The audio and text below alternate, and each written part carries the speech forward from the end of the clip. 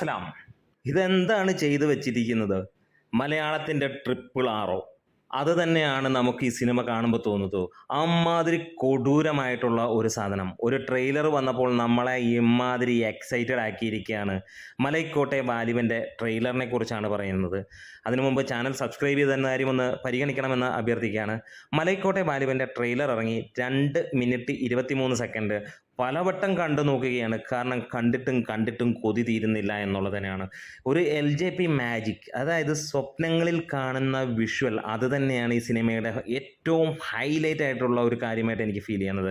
അതായത് നമ്മളെ അങ്ങ് വേറൊരു ലോകത്തേക്ക് കൊണ്ടുപോകുന്നു എന്നുള്ളത് തന്നെയാണ്. ഇത് ധൈര്യമായിട്ട് നമുക്ക് പറയാം, മലയാളത്തിൽ നിന്നുള്ള ട്രിപ്പിൾ ആറ് തന്നെയാണ്. അതിൻ്റെ മുകളിൽ നിൽക്കുന്ന സിനിമയാണ്. 500 കോടിക്ക് താഴെ ഒന്നും തന്നെ പ്രതീക്ഷിക്കുന്നില്ല. ഈ ഒരു 500 കോടി എന്ന് ഞാൻ പറഞ്ഞ ഒരു എക്സൈറ്റ്മെൻറ്റിനകത്തിലാണ്, കാശല്ല ഇവിടെ പറയുന്നത്. ഇത് ഇന്ത്യൻ സിനിമയിൽ, വേൾഡ് സിനിമയിൽ മലയാളത്തിനെ ആ റേഞ്ചിലേക്ക് എത്തിക്കും. അതായത് ട്രിപ്പിൾ ആറ് വന്നപ്പോൾ ഉള്ളൊരു പ്രത്യേകത ഉണ്ടായിരുന്നു. വേൾഡിൽ ഇന്ത്യൻ സിനിമയ്ക്ക് കിട്ടിയ ഒരു പഞ്ച് അതേ റേഞ്ചിൽ തന്നെയാണ് ഇതിൽ നിൽക്കുന്നത്. ഒരു പക്ഷേ അതിന് മുകളിൽ നിൽക്കുന്ന ഒരു സിനിമ തന്നെയായിരിക്കും.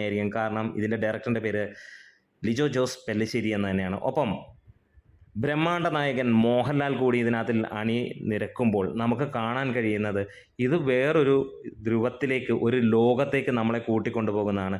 ഇതിൻ്റെ കളറിങ്ങും ആ ഒരു വിഷ്വലും അതിൻ്റെ മ്യൂസിക്കും ഓരോ സെക്കൻഡും കാണുമ്പോൾ ഒരു കാര്യമേ പറയാനുള്ളൂ, ഇത് സൂപ്പർ ഹിറ്റ് എന്നല്ല ഇതിനെ പറയുന്നത്, ഇത് ഇൻഡസ്ട്രി ഹിറ്റ് ആണെന്നുള്ളതാണ്. ഒരു സംശയവുമില്ല. സിനിമ ഇറങ്ങിക്കഴിഞ്ഞിട്ട് കമൻസുമായിട്ട് നിങ്ങൾക്ക് വരാം. അത് കഴിഞ്ഞിട്ട് അല്ലെങ്കിൽ ഈ സിനിമ വമ്പൻ വിജയം അല്ലെങ്കിൽ നിങ്ങൾ വന്നിട്ട് ഇതിനെ താഴോട്ട് അങ്ങോട്ട് തുടങ്ങുക നിങ്ങളുടെ പാട്ടുകൾ എന്ന് തന്നെ പറയാം. അമ്മാതിരി ഒരു സംഭവമായിട്ടാണ് ഇതിൻ്റെ ട്രെയിലർ നൽകുന്ന ഗ്യാരണ്ടി എന്ന് തന്നെ പറയാം. നമ്മളെ വല്ലാണ്ട് അങ്ങോട്ട് വിസ്മയിപ്പിക്കുകയാണ്. അതായത് നേരത്തെ കേട്ടിരുന്ന ഒരു കഥ തന്നെ ഉണ്ടായിരുന്നു. അതായത് ബ്രിട്ടീഷുകാർ കൊടുംചതിയിലൂടെ വാലിബനെ തളയ്ക്കാൻ ശ്രമിക്കുന്ന ഈ ഒരു കോട്ടയിൽ വെച്ച് മങ്ങോട്ട് അവരുടെ ഒരു മെയിൻ ആയുധം ചതിയാണ് എന്ന് തന്നെ പറയുന്നു.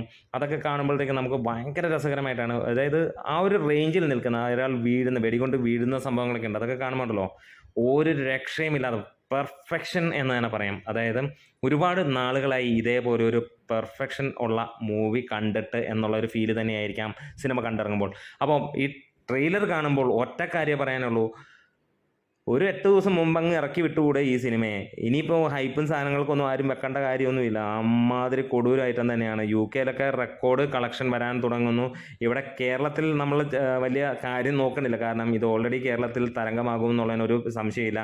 സാധാരണ സിനിമകൾ വരുമ്പോൾ ആദ്യ ദിവസം 600 തിയേറ്ററുകളാണെങ്കിൽ ഇതൊരു പക്ഷേ ഒരു 10-20 ദിവസത്തേക്ക് 600 തിയേറ്ററുകളിൽ ഓടിച്ചാലേ ജനങ്ങൾക്ക് കാണാനുള്ള സമയം കിട്ടുള്ളൂ, അല്ലെങ്കിൽ ആ റേഞ്ചിലായിരിക്കും എന്ന് തന്നെയാണ്. എന്താണെങ്കിലും മികച്ച രീതിയിൽ തന്നെയാണ്, ഒരു രക്ഷയില്ല. ഓരോ ഫ്രെയിംസും നമ്മളെ അങ്ങ് കോരിത്തെരിപ്പിക്കുന്ന ഫ്രെയിംസ് തന്നെയാണ്. മോഹൻലാലിനെ ഇതിനകത്തേക്ക് കാണിക്കുമ്പോൾ എന്ത് രസമാണെന്നറിയോ, ഒരു രക്ഷയുമില്ലാത്ത ഫ്രെയിം. അപ്പോൾ നിങ്ങൾ ആരൊക്കെയാണ് ഇത് കണ്ടിട്ട് നിങ്ങളുടെ അഭിപ്രായങ്ങളൊന്ന് പറയാം. എനിക്ക് ഉണ്ടായിരുന്ന ഫീല് തന്നെയാണ്, വല്ലാത്ത ഒരു എക്സൈറ്റ്മെൻറ്റ് എന്ന് തന്നെ പറയാം. നിങ്ങൾക്ക് ഓരോരുത്തർക്കും ഈ ട്രെയിലർ കണ്ടു കഴിഞ്ഞപ്പോൾ സിനിമയെക്കുറിച്ച് എന്താണ് ഫീൽ ചെയ്തതെന്ന് പറയാം. അപ്പോൾ ചാനൽ സബ്സ്ക്രൈബ് ചെയ്ത് തരുന്ന കാര്യം തീർച്ചയായും പരിഗണിക്കുക. ലാൽ സലാം.